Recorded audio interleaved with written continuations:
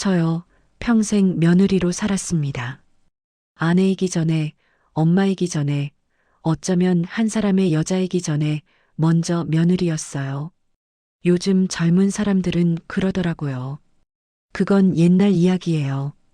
요즘 누가 그런 걸 참아요? 하지만 말이에요. 우리가 살던 그 시절엔 참는 게 미덕이었고, 버티는 게 사랑이었고, 아무 말 안 하는 게 가족을 지키는 방법이었답니다. 오늘은요, 그 누구에게도 제대로 말하지 못했던 시댁에서 요구한 며느리 노릇에 대해 말씀드리려고 해요. 제 이야기이면서 어쩌면 여러분의 이야기일지도 모를 그 시간들을요. 1973년 4월이었어요. 벚꽃이 흩날리던 그 봄날, 저는 25의 나이로 결혼을 했습니다. 결혼식장 대기실에 앉아있던 그 순간이 아직도 생생해요. 거울 속에 비친 하얀 드레스 입은 여자가 낯설게 느껴지더라고요.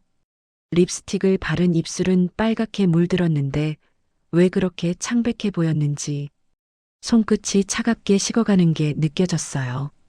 들러리 선 친구가 제 손을 잡으며 순애야, 괜찮아? 하고 물었을 때 저는 그저 고개만 끄덕였죠. 괜찮다고 말했지만요. 사실은 무서웠어요.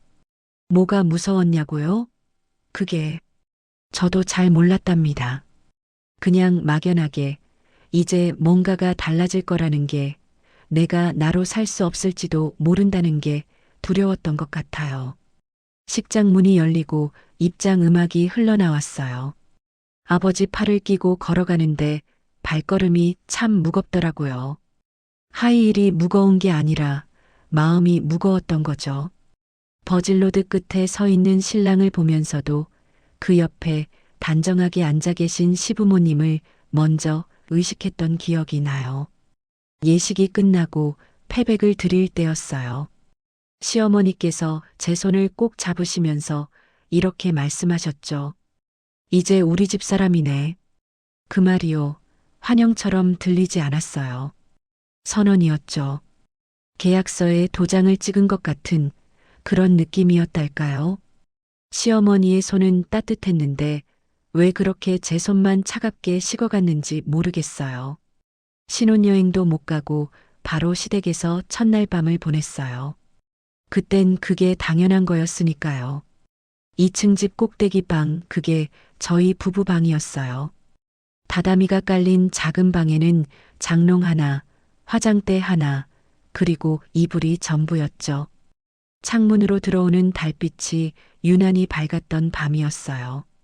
남편은 금방 잠들었는데 저는 눈을 감을 수가 없더라고요. 아래층에서 들려오는 소리가 다 들렸어요. 시어머니가 설거지 하시는 소리, 물 흐르는 소리, 그릇 부딪히는 소리. 그 소리를 들으면서 생각했죠. 내일부터는 내가 저걸 해야겠구나. 창밖에서는 봄바람에 벚꽃잎이 흩날리고 있었어요. 분명 아름다운 밤이었는데 왜 그렇게 가슴이 답답했는지 이불을 머리까지 뒤집어 쓰고 소리 없이 울었던 것 같아요. 결혼한 첫날 밤의 말이에요. 다음 날 아침 시어머니께서 새벽 5시에 방문을 두드리셨어요.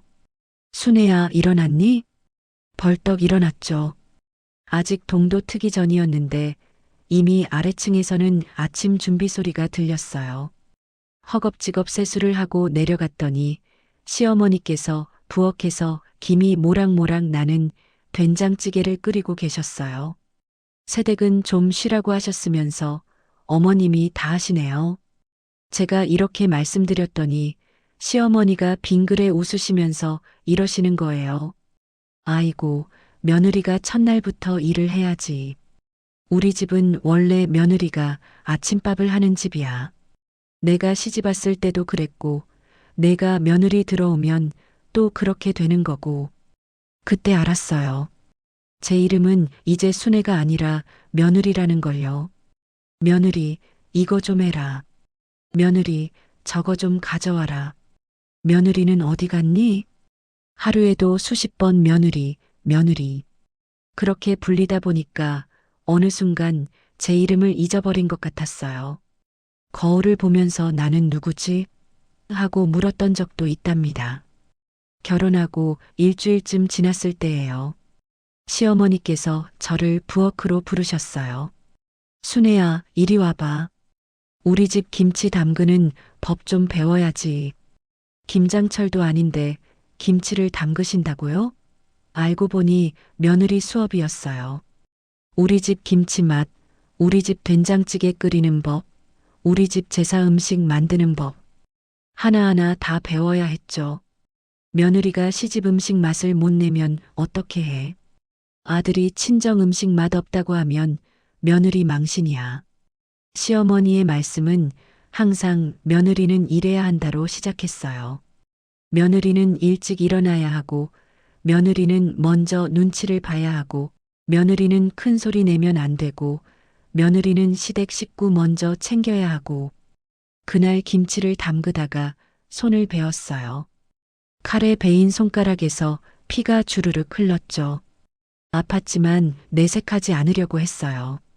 그런데 시어머니께서 보시고는 아이고 조심성이 없어서야. 며느리가 이래가지고 어떡해. 위로가 아니라 핀잔이었어요. 저는 그냥 죄송합니다 하고 고개를 숙였죠. 손가락을 물에 씻으면서 왜 내가 사과를 해야 하나 싶었지만 그게 며느리의 자세라고 배웠으니까요. 결혼하고 맞은 첫 명절은 추석이었어요. 9월 초순부터 시어머니께서 말씀하셨죠. 이번 추석은 내가 준비해봐라. 이제 며느리 노릇해야지. 가슴이 철렁했어요. 결혼한 지 5달밖에 안 됐는데 벌써 명절 음식을 준비하라니. 명절 일주일 전부터 장을 봤어요. 시어머니와 함께 시장에 갔는데 무거운 짐은 다 제가 들었죠. 시어머니께서 며느리가 힘이 좋아야지 하시면서 봉지를 하나씩 제 손에 쥐어주셨어요. 집까지 가는 길이 참 멀게 느껴졌답니다. 명절 전날 밤 저는 새벽 2시까지 부엌에서 음식을 했어요. 전 부치고 나물 무치고 찜 쪄내고 손바닥에 기름이 튀어서 물집이 생겼는데 계속 일해야 했어요. 부엌 바닥에 주저앉아서 잠깐 눈을 붙였다가 시어머니께서 내려오시는 소리에 화들짝 놀라 일어났던 기억이 나요. 이걸 언제 다 하려고 자고 있어. 며느리가 부지런해야 집안이 일어서는 거야. 그렇게 준비한 명절 음식이 상에 올랐을 때예요. 시댁 식구들이 모여서 맛있게 먹는 모습을 보면서 저는 부엌 구석에 서 있었죠.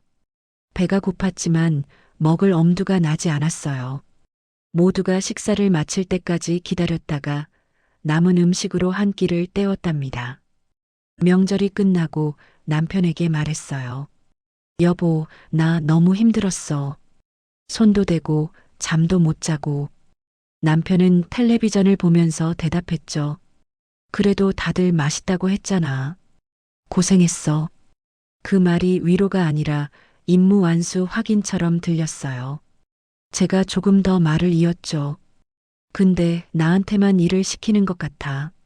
다른 식구들은 다 쉬는데. 그때 남편이 텔레비전에서 눈을 떼지 않은 채 말했어요. 엄마도 예전에 다 그렇게 했대. 며느리는 원래 그런 거야. 조금만 참아. 조금만 참아. 그 말이 얼마나 많은 걸 덮는 말인지 그때는 몰랐어요. 조금만 참으면 끝날 줄 알았거든요.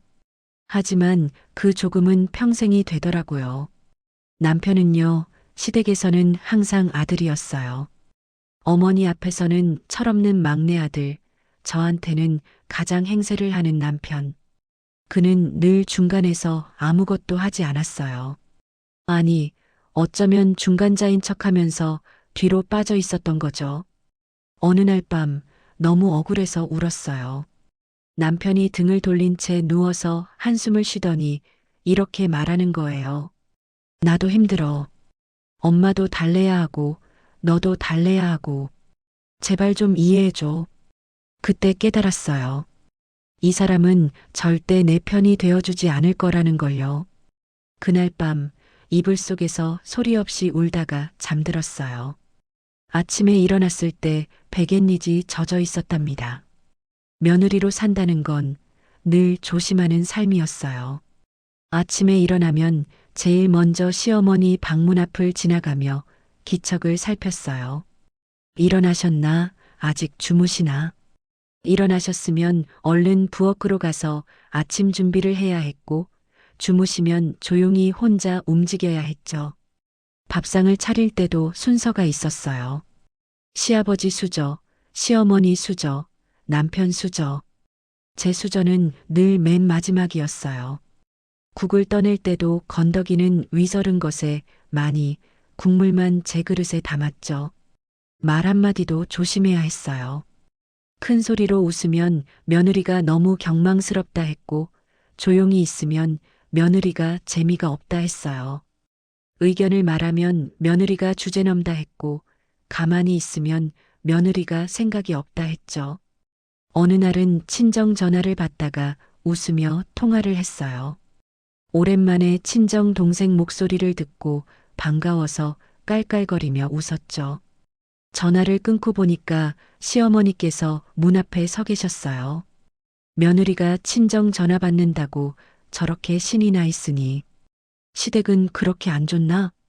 그 한마디에 얼굴이 화끈거렸어요. 죄를 지은 것도 아닌데 죄인이 된 기분이었죠. 그 후로는 친정 전화도 조심스러워졌어요. 통화 시간도 짧게, 목소리도 낮게, 웃음도 참으면서요. 그렇게 며느리로서의 제 삶이 시작되었답니다. 25의 나이에 순애라는 이름을 버리고 며느리라는 역할을 입고 살기 시작했어요. 하얀 드레스를 벗고 나니 그 안에 남은 건 며느리라는 이름표뿐이었죠. 그때는 몰랐어요. 이게 시작일 뿐이라는 걸요. 참으면 끝날 줄 알았는데 참음은 또 다른 참음을 불러왔어요. 한 번 참으면 두 번째는 더 쉽게 참아야 했고, 그렇게 참는 게 익숙해지면 나중엔 참는 건지도 모르고 살게 되더라고요. 거울을 볼 때마다 낯선 사람이 보였어요. 옅게 웃고 있지만 눈은 웃지 않는 사람, 말은 하고 있지만 목소리엔 힘이 없는 사람. 그게 저였어요. 그래도 그땐 생각했답니다. 조금만 더 참자, 조금만 더 잘하면 인정받을 수 있을 거야. 하지만 알고 계신가요? 며느리에게 100점은 없다는 걸요.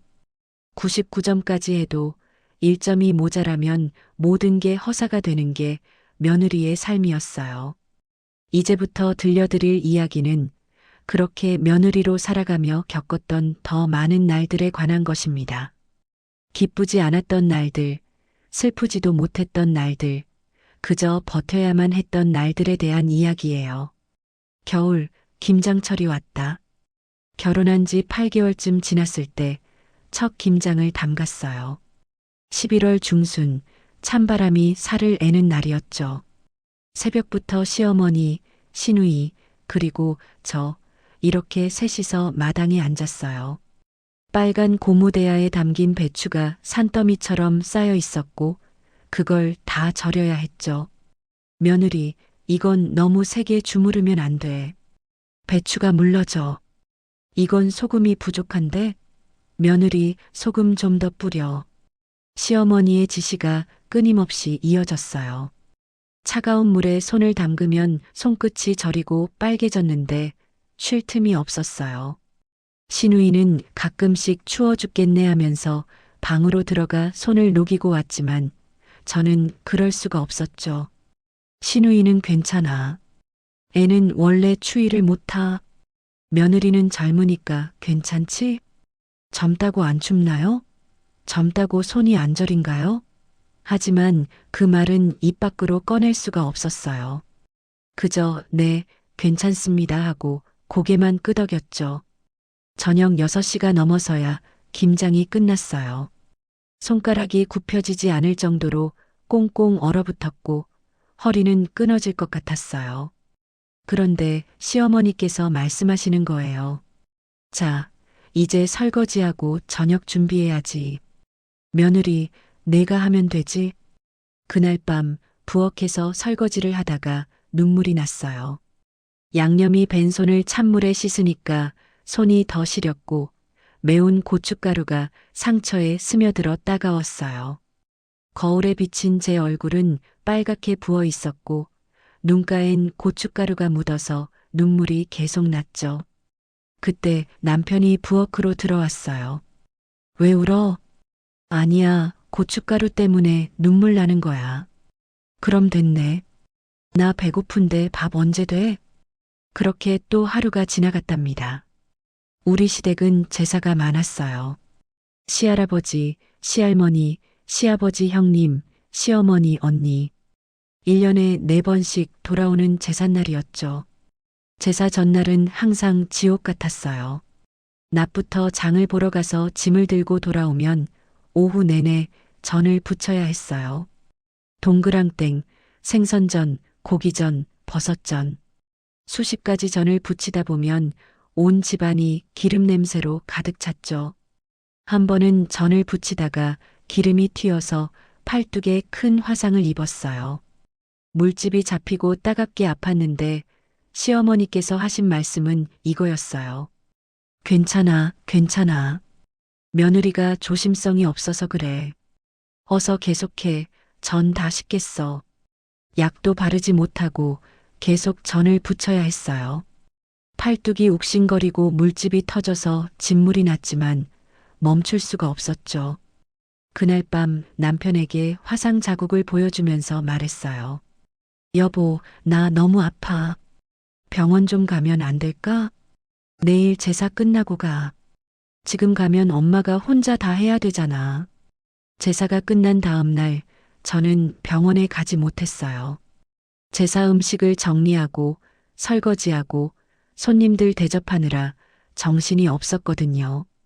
그렇게 화상은 그냥 아물었고 지금도 팔뚝에 흉터가 남아있답니다. 결혼 전에는 일주일에 한 번씩 친정에 갔었어요. 어머니 만들어주신 밥을 먹고 동생들이랑 수다 떨고 아버지랑 산책도 하고. 그런데 결혼하고 나서는 친정 가는 게 하늘의 별 따기가 됐어요. 명절도 아닌데 친정에 왜 가? 며느리가 시댁을 더 챙겨야지. 친정 가서 뭐해? 집에서 쉬면 되지. 한 달에 한 번 가려고 해도 시어머니 눈치를 봐야 했어요. 친정 가는 날 아침이면 일부러 일을 더 시키시는 것 같았죠. 며느리 가기 전에 이것만 하고 가. 안 그러면 내가 다 해야 되잖아. 결국 오후 늦게야 친정에 도착하면 어머니가 눈물을 글썽이며 말씀하시곤 했어요. 우리 순애가 많이 힘들지? 얼굴이 왜 이렇게 수척해졌어? 그럴 때마다 저는 아니에요, 엄마. 잘 지내요 하고 거짓말을 했어요. 어머니 걱정시키고 싶지 않았거든요. 진실을 말하면 어머니가 속상해 하실 테고 그러면 제가 더 마음이 아플 것 같았어요. 친정에서 저녁을 먹고 있으면 남편한테서 전화가 왔어요. 언제 와? 엄마가 찾으시는데. 조금만 있다가 갈게. 빨리 와. 저녁 준비 안 했잖아. 전화를 끊고 보면 어머니가 쌀포대를 싸주시고 반찬을 가득 담아주셨어요. 시댁 식구들도 갖다 드려. 우리 사위도 잘 챙겨 먹이고. 무거운 짐을 들고 시댁으로 돌아오는 버스 안에서 창밖을 보면서 생각했죠. 나는 어디로 가는 걸까?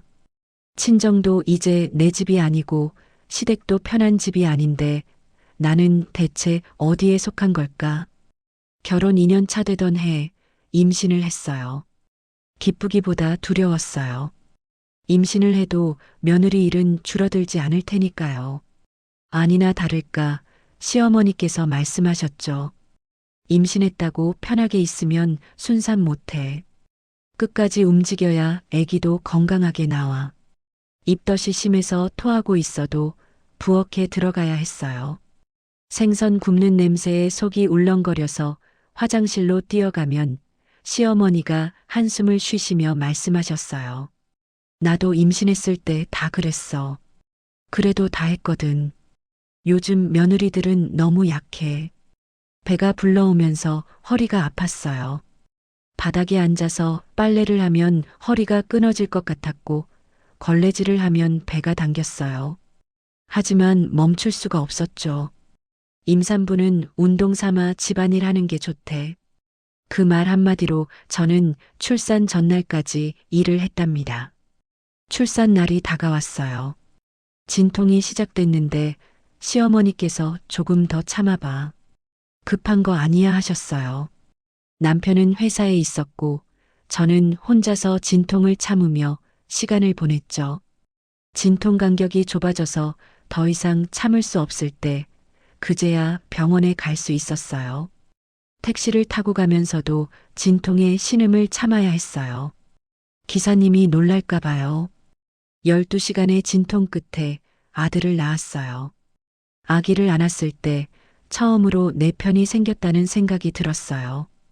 이 작은 생명은 나를 며느리로 보지 않을 거예요. 그냥 엄마로 봐줄 테니까요. 하지만 그 기쁨도 잠시, 산후조리도 제대로 못했어요. 요즘은 다 일찍 일어난대. 너무 오래 누워있으면 몸이 더 안 좋아져.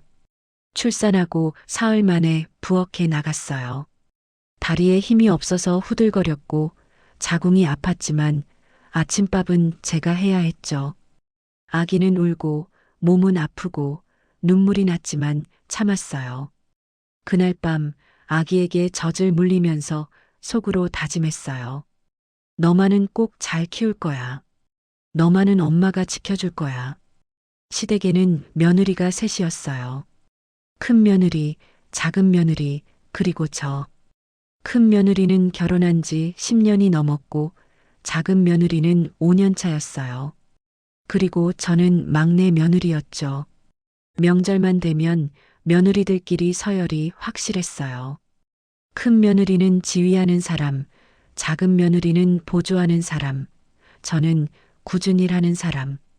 큰 며느리가 막내 며느리, 이거 좀 해야면 저는 네 하고 받아야 했어요. 한 번은 제가 아파서 명절에 못 간다고 했어요. 아이가 감기에 걸려서 열이 40도까지 올랐거든요.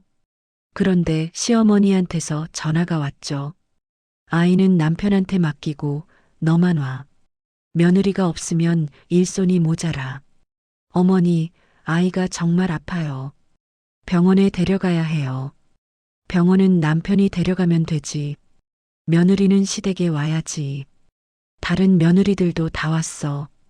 결국 저는 아픈 아이를 남편에게 맡기고 시댁에 갔어요. 부엌에서 일하는 내내 아이 걱정에 마음이 조마조마했죠. 남편한테 전화를 해도 괜찮아.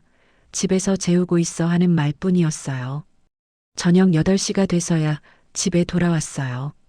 아이는 열이 떨어지지 않아 헛소리를 하고 있었고 남편은 텔레비전을 보고 있었어요. 왜 병원에 안 갔어? 가려고 했는데 시간이 없었어. 내가 빨리 안 와서. 그날 밤 응급실에 아이를 데려갔어요. 의사 선생님이 왜 이렇게 늦게 오셨어요? 이러다 큰일 날 뻔했어요. 하고 핀잔을 주셨을 때 저는 아무 말도 할 수가 없었어요. 응급실 의자에 앉아서 링거를 맞는 아이를 보면서 울었어요. 엄마로서 제일 중요한 건 아이를 돌보는 건데 나는 며느리 노릇 때문에 그것조차 제대로 못했구나. 이게 맞는 건가 싶었어요. 일주일에 한 번씩 시댁 식구들이 우리 집에 왔어요. 토요일 오후만 되면 초인종이 울렸어요. 시어머니, 시누이, 시동생. 한꺼번에 오셨죠. 며느리, 저녁 준비해. 우리 저녁 먹고 가게. 미리 연락도 없이 오셔서 갑자기 5명 분량의 저녁을 준비해야 했어요. 냉장고를 뒤져서 있는 걸로 불이 나게 음식을 만들면 시누이가 한마디 했죠. 언니, 반찬이 별로 없네. 좀 더 챙겨놓지 그래. 아이를 돌보고 집안일하고 그것만으로도 하루가 부족한데 언제 반찬을 미리 만들어 놓나요? 하지만 그 말도 꾹 참았어요.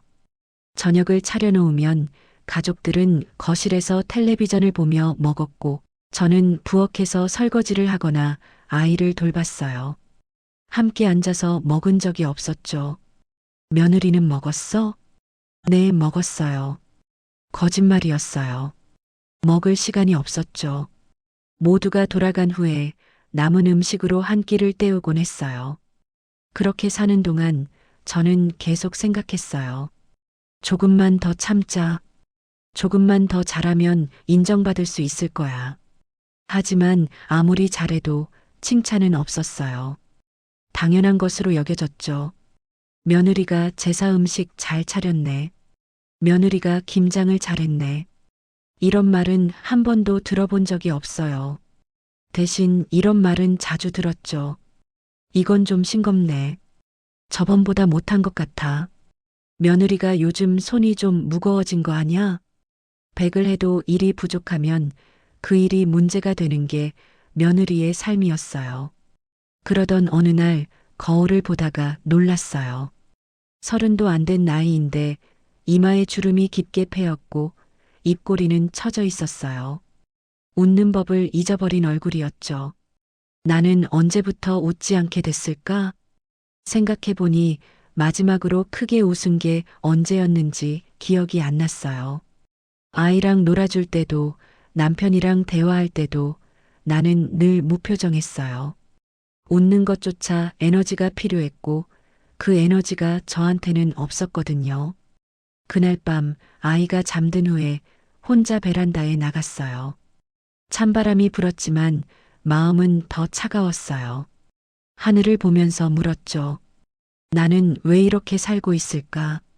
이게 맞는 삶일까? 대답은 들리지 않았어요. 그저 바람 소리만 쓸쓸하게 들렸을 뿐이에요. 며느리로 사는 건 견디는 일이었어요.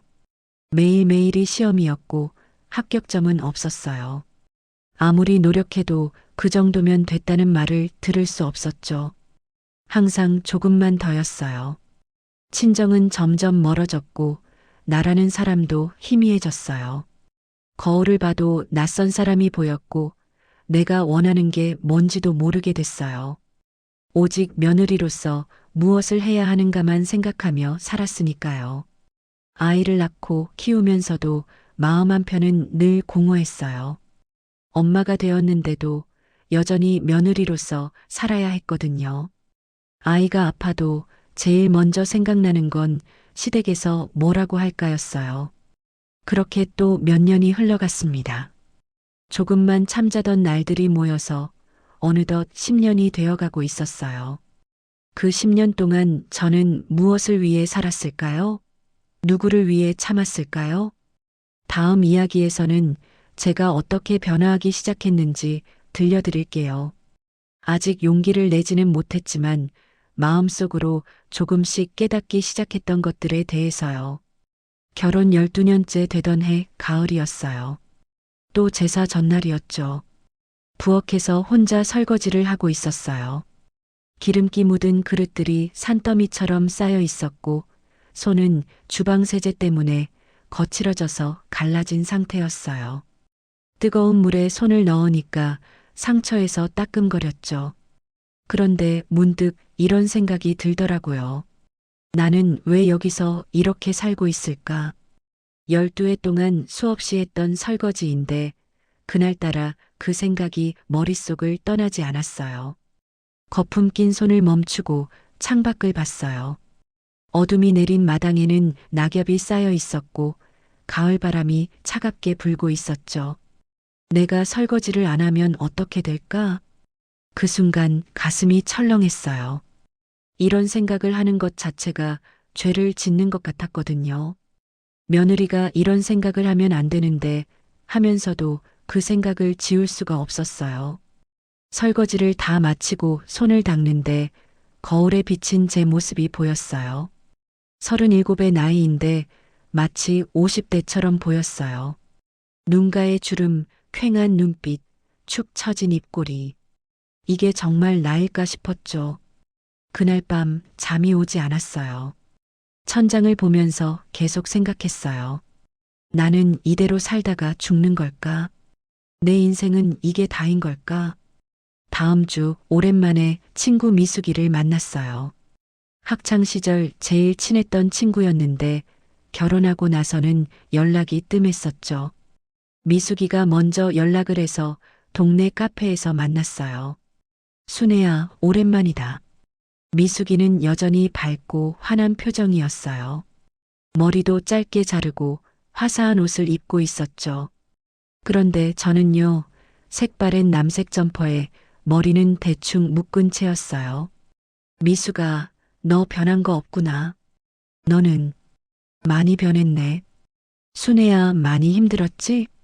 미숙이의 그 말에 눈물이 핑 돌았어요. 아니야, 괜찮아 하고 웃으려고 했는데 목소리가 떨렸어요. 커피를 마시면서 이런저런 이야기를 나눴어요. 미숙이는 회사를 다니고 있었고 남편과 주말마다 여행도 다닌다고 했어요. 시댁 식구들도 자주 만나지만 친정도 자주 간다고 했죠. 우리 시어머니는 말이야, 나한테 너무 편하게 대해주셔. 미숙아, 힘들면 쉬어 그러시고 명절에도 굳이 오지 않아도 돼 그러시더라. 그 이야기를 들으면서 마음 한편이 무너지는 것 같았어요.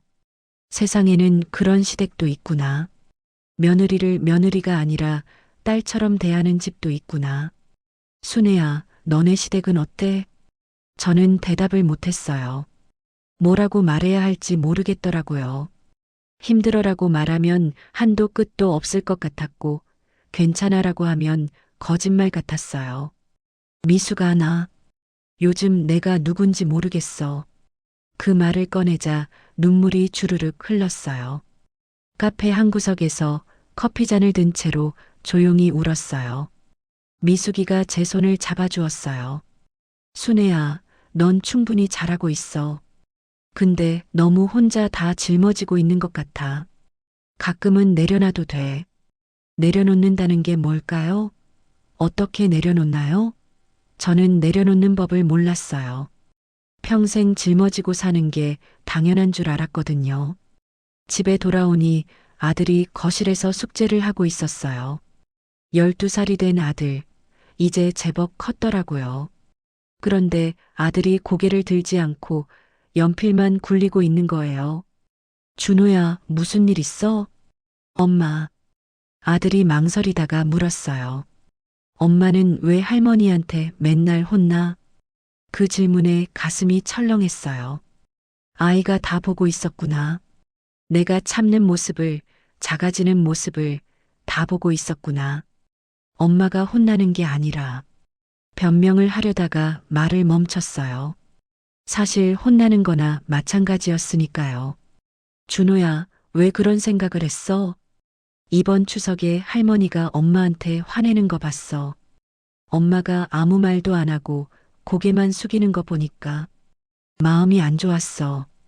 아들의 눈에 눈물이 고여 있었어요. 12살 아이가 엄마를 걱정하고 있었던 거예요. 엄마, 나 커서 결혼하면 아내한테 그러지 않을 거야.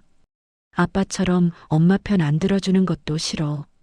그 말을 듣는 순간 무언가가 확 깨지는 소리가 났어요. 내 아들이 이렇게 잘하고 있었구나.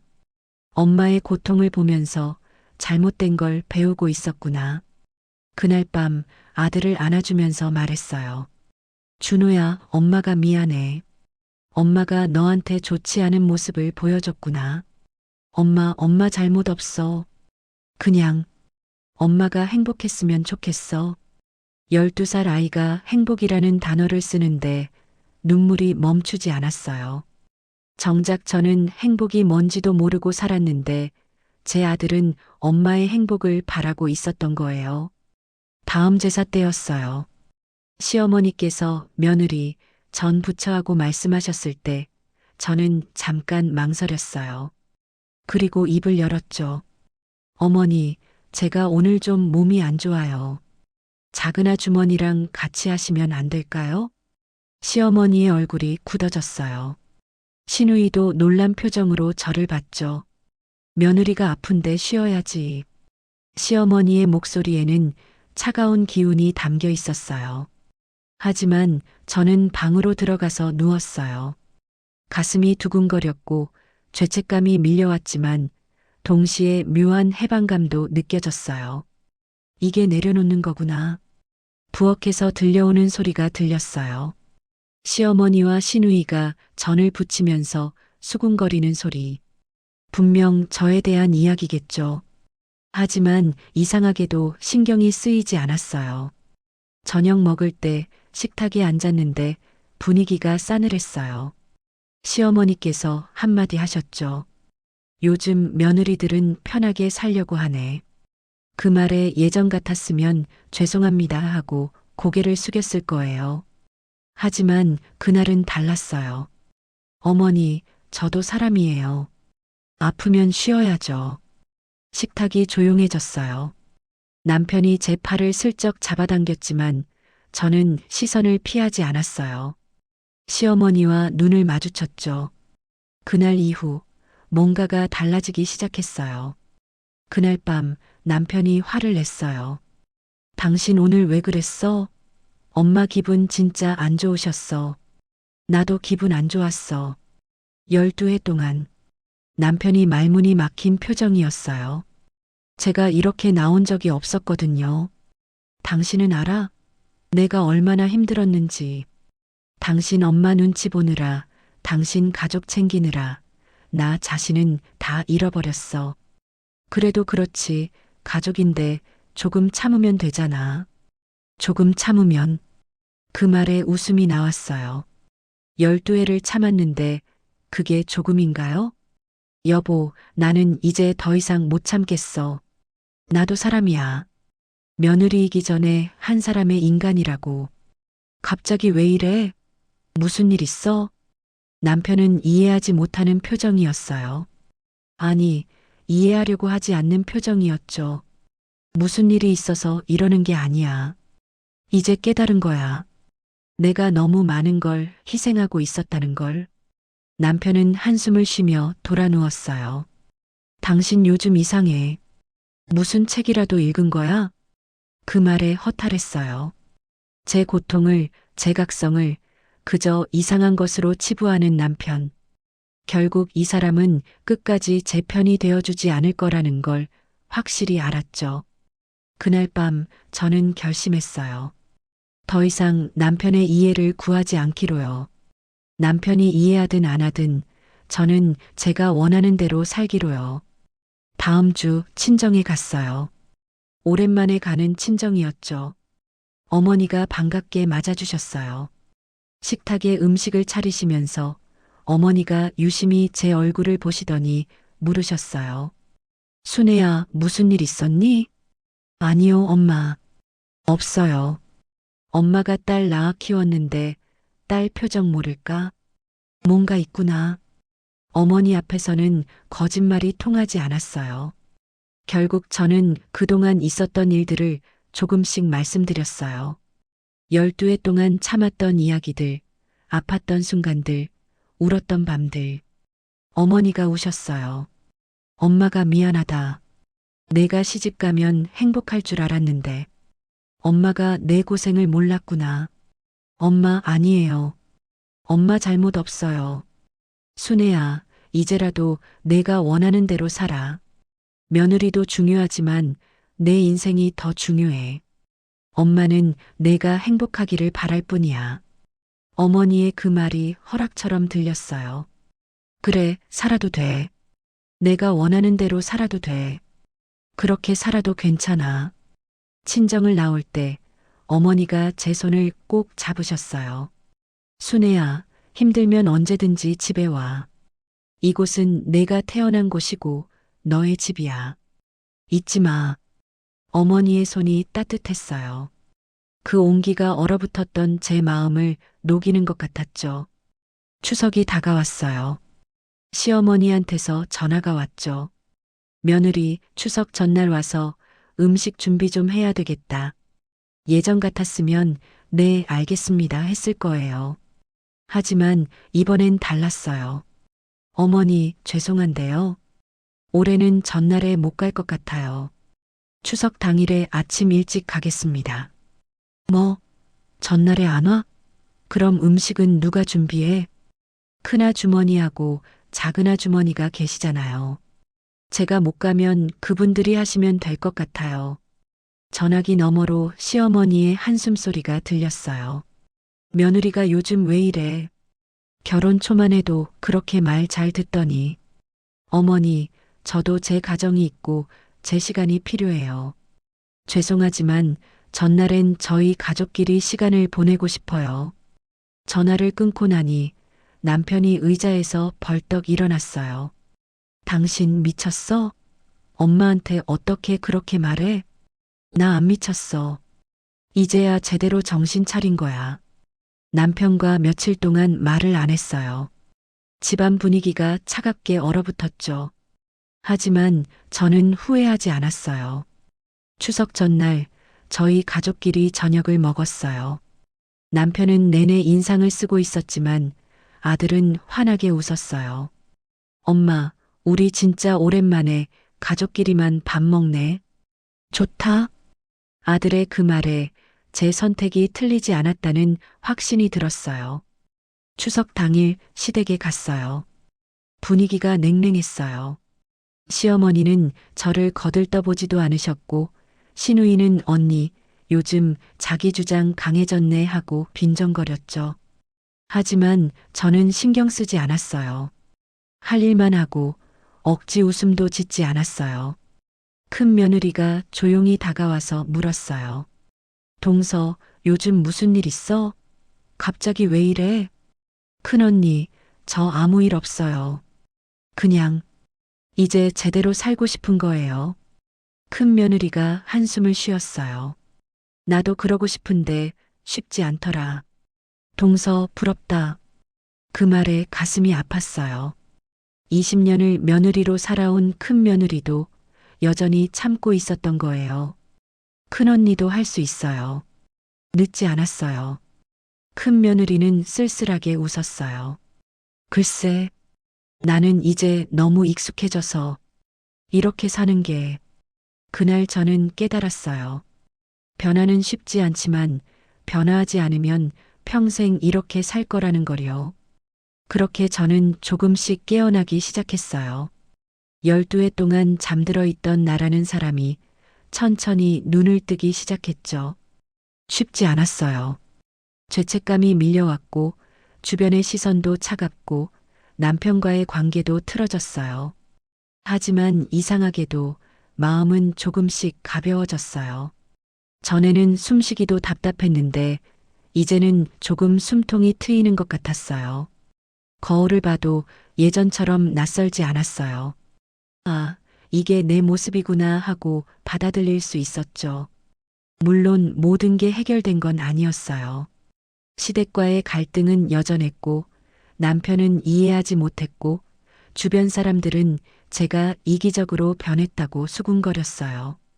하지만 저는 알았어요. 이게 시작이라는 걸요.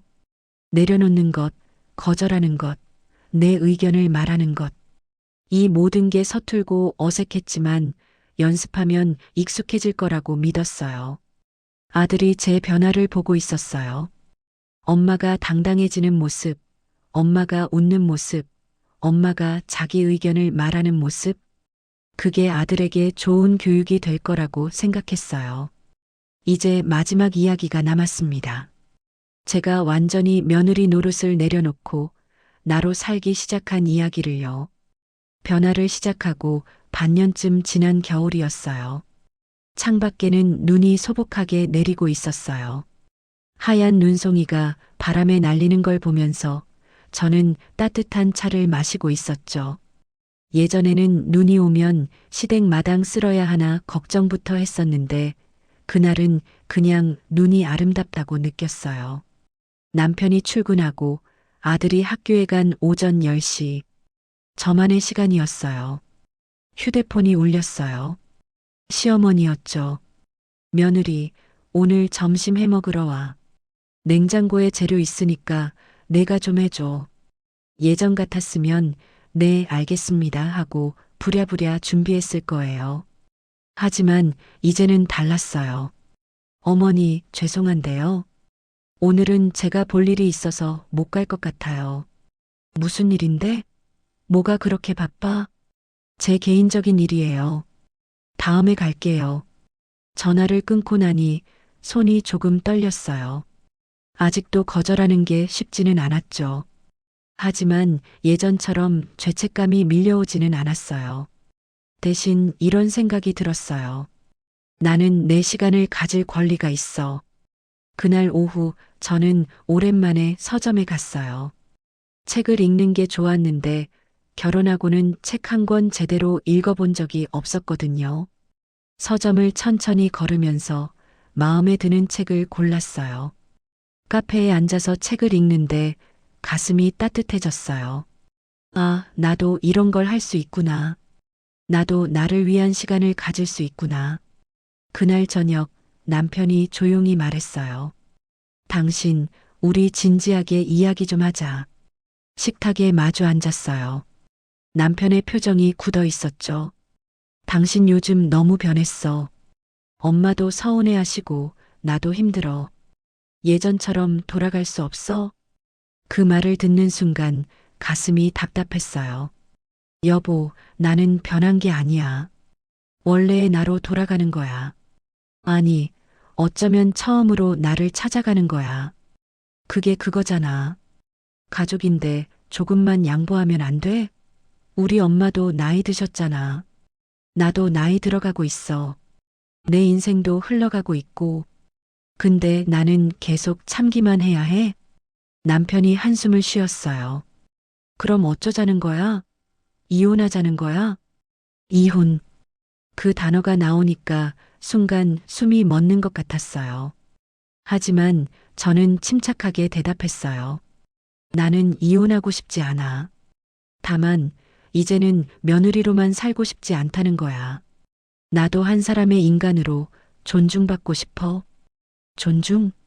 우리가 당신을 존중 안 한 적 있어? 여보, 당신은 정말 모르는 거야? 아니면 모른 척 하는 거야? 남편은 대답하지 않았어요.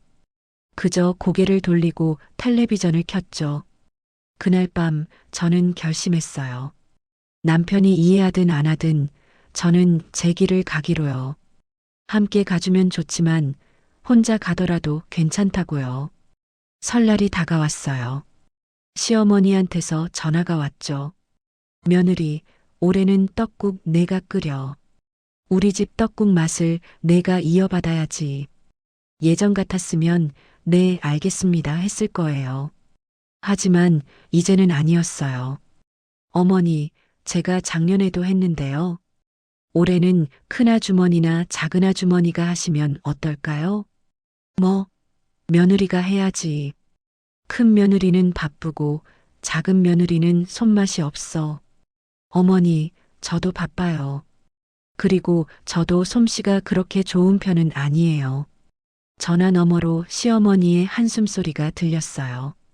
너 정말 요즘 왜 그러니? 며느리가 시어머니 말을 이렇게 안 들으면 어떡해. 어머니, 저는 며느리이기 전에 사람이에요. 제 의견도 있고 제 사정도 있어요. 전화를 끊고 나니 예상대로 남편한테서 전화가 왔어요. 당신 엄마한테 왜 그래? 떡국 하나 끓이는 게 뭐가 어렵다고. 여보, 떡국 끓이는 게 어려운 게 아니야. 매번 나한테만 시키는 게 문제인 거야. 그래도가 아니야. 나도 지쳤어. 이해해줘. 남편은 더 이상 말하지 않았어요. 하지만 며칠 동안 집안 분위기가 차가웠죠. 설날 당일 저는 시댁에 갔어요. 하지만 떡국은 끓이지 않았어요. 큰 며느리가 결국 끓였고 시어머니는 내내 불편한 표정이었어요. 식사 후 설거지할 때 혼자 하지 않았어요. 시누이에게 말했죠. 아가씨, 같이 좀 해요. 나 혼자 하기 힘들어요. 시누이가 황당하다는 표정으로 저를 봤어요.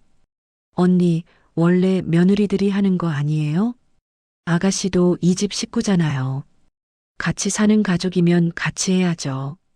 시누이는 마지못해 식탁을 닦았어요. 완벽하지는 않았지만 그것만으로도 의미가 있었어요. 어느 날 아들이 학교에서 돌아와서 말했어요. 엄마, 오늘 친구가 그러는데 자기 엄마는 맨날 할머니한테 혼난대. 근데 아빠는 아무 말도 안 한대. 그래. 그래서 내 친구는 뭐래? 친구가 그러는데 자기는 커서 절대 그렇게 안 살 거래. 아내를 지켜줄 거래. 아들의 그 말에 가슴이 뭉클했어요. 준호야, 너는 어떻게 생각해? 나도 그렇게 생각해. 엄마, 나는 엄마처럼 힘들게 사는 사람 만들고 싶지 않아. 엄마가 요즘 좀 밝아진 것 같아서 좋아. 14살 아들이 이렇게 자라고 있었어요. 엄마의 변화를 보면서 올바른 가치관을 배우고 있었죠. 준호야, 고마워. 엄마가 조금 늦었지만 변화하려고 노력하는 모습 보여줘서 미안하기도 하고. 엄마, 늦은 거 아니야. 지금이라도 하는 게 어디야. 아들의 그 말이 제게 큰 힘이 됐어요. 어느 봄날 친정에 갔어요. 어머니가 마당에 앉아서 화분을 만지고 계셨어요. 새싹이 돋아나는 화분을 보면서 저도 옆에 앉았죠. 엄마, 봄이네요. 그러게. 순애야, 너도 이제 봄을 맞은 것 같구나. 네. 어머니가 제 손을 잡으셨어요. 엄마가 봐도 내가 많이 밝아졌어. 표정도 편해졌고 목소리에도 힘이 생겼어. 엄마, 제가 잘하고 있는 걸까요? 물론이지. 엄마는 내가 자랑스러워. 쉽지 않았을 텐데 용기 낸 거. 어머니의 그 말에 눈물이 났어요. 엄마, 솔직히 아직도 어려워요. 가끔은 예전으로 돌아가는 게 편할 것 같기도 하고. 순애야, 편한 게 항상 옳은 건 아니야. 힘들어도 옳은 길을 가는 게 중요한 거지. 어머니가 화분의 새싹을 가리키셨어요. 이 새싹 봐.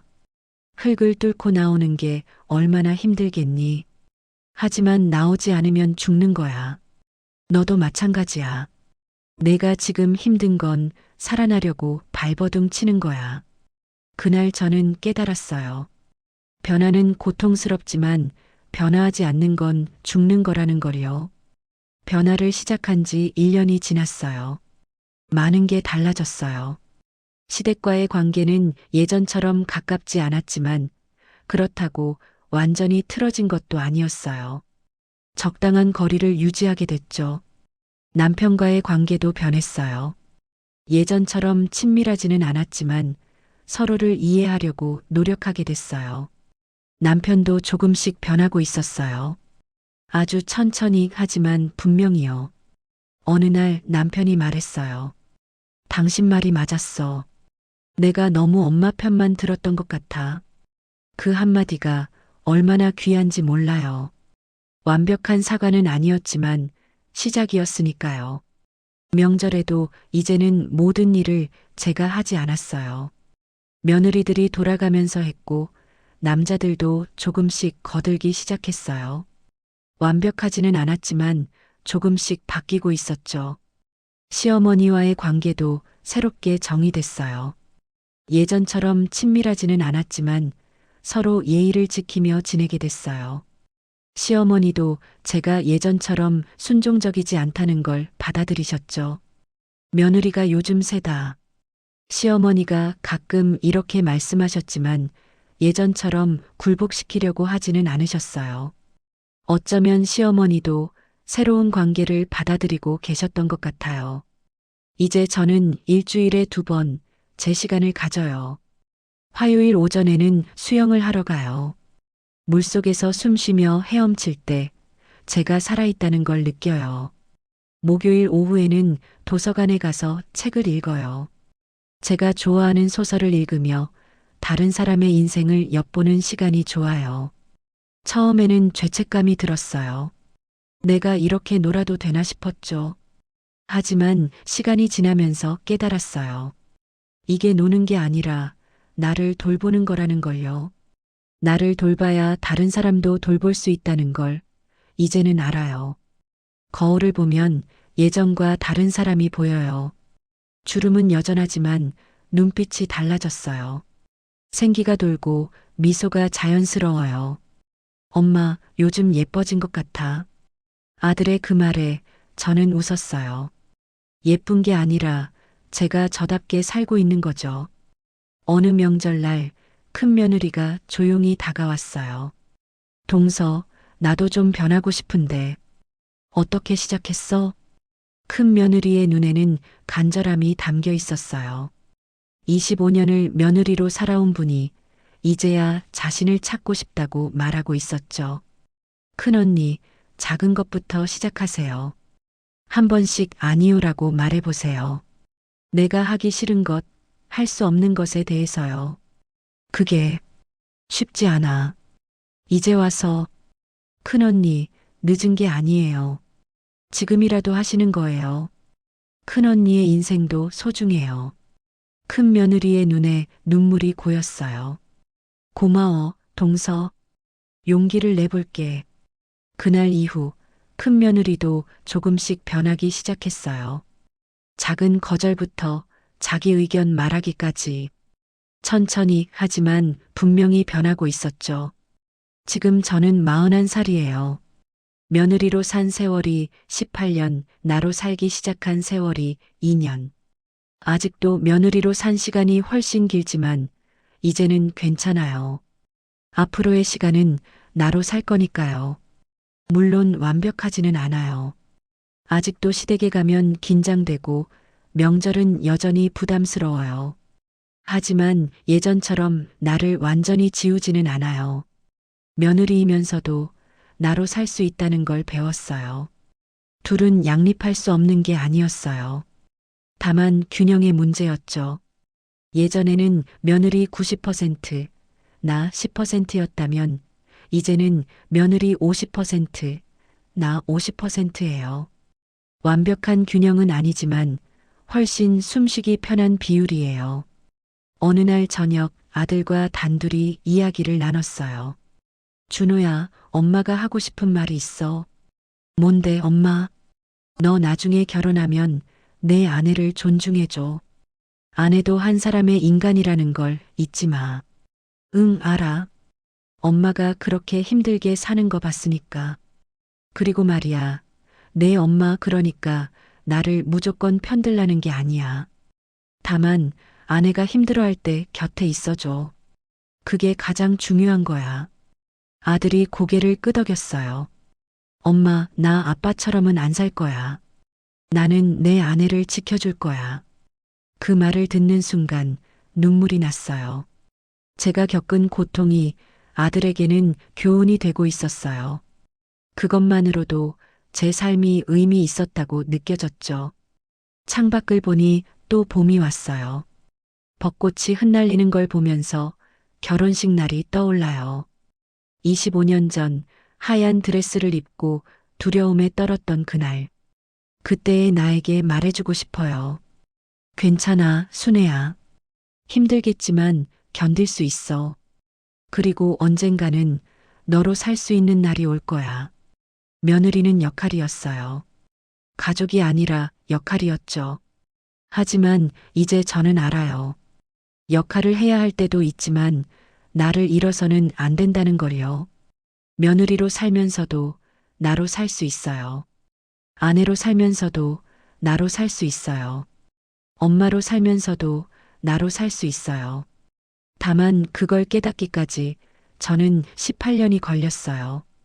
여러분은 저보다 빨리 깨닫기를 바라요. 며느리로서 잘해야 한다는 강박, 완벽해야 한다는 부담, 참아야 한다는 의무. 그 모든 걸 조금은 내려놓아도 괜찮아요. 세상은 무너지지 않아요. 가족은 여전히 존재해요. 다만 관계가 조금 달라질 뿐이에요. 그리고 그 변화가 때로는 더 건강한 관계를 만들어주기도 해요. 지난주 시어머니께서 편찮으셨어요. 전화를 받고 병원으로 달려갔죠. 예전처럼 의무감이 아니라 진심으로 걱정이 됐어요. 병실에서 시어머니를 돌보면서 시어머니가 조용히 말씀하셨어요. 며느리야, 내가 너한테 미안하다. 깜짝 놀랐어요. 시어머니께서 사과하실 줄은 몰랐거든요. 어머니, 나도 옛날 사람이라 그렇게밖에 몰랐어. 며느리는 원래 그런 거라고 생각했지. 근데 생각해보니까 너도 참 힘들었겠더라. 시어머니의 눈에 눈물이 고여 있었어요. 내가 요즘 변한 거 보면서 처음에는 서운했어. 근데 가만 보니까 너는 변한 게 아니더라. 너답게 사는 거더라. 어머니, 나도 며느리로 살았어. 너보다 더 힘들게 살았지. 그래서 너한테도 그렇게 하는 게 당연하다고 생각했나 봐. 미안하다. 시어머니의 손을 잡았어요. 그 손이 따뜻했어요. 어머니, 괜찮아요. 이제라도 이렇게 말씀해 주셔서 감사해요. 그날 시어머니와 저는 며느리와 시어머니가 아니라 두 사람의 여자로 대화했어요. 각자 며느리로 살았던 이야기, 힘들었던 이야기, 견뎌냈던 이야기. 완벽한 화해는 아니었어요. 하지만 이해의 시작이었죠. 이 이야기를 듣고 계신 여러분께 말씀드리고 싶어요. 며느리는 희생을 증명해야 하는 사람이 아니에요. 가족이라는 이름 아래 자신을 지워야 할 이유는 어디에도 없어요. 조금 덜 해도 괜찮고, 말해도 괜찮고, 쉬어도 괜찮아요. 완벽한 며느리가 되려고 하지 마세요. 그보다는 괜찮은 나로 사세요. 나는 이제 며느리 이전에 나로 살고 있어요. 늦었을지라도 틀린 건 아니에요. 여러분도 할 수 있어요. 용기를 내세요. 당신은 이미 충분히 잘하고 있어요. 이제는 당신을 위해서도 살아도 돼요. 며느리로도 나로도 살 수 있어요. 둘 중 하나를 포기할 필요는 없어요. 다만 균형을 찾으세요. 그 균형을 찾는 여정이 쉽지는 않을 거예요. 하지만 가능해요. 저도 했으니까요. 오늘도 창밖에는 햇살이 비치고 있어요. 따뜻한 봄날, 저는 책을 읽고 있어요. 제가 좋아하는 시간이에요. 조금 있으면 아들이 학교에서 돌아올 거예요. 저녁을 준비해야죠. 남편도 퇴근할 거고요. 며느리로서, 아내로서, 엄마로서 할 일들이 기다리고 있어요.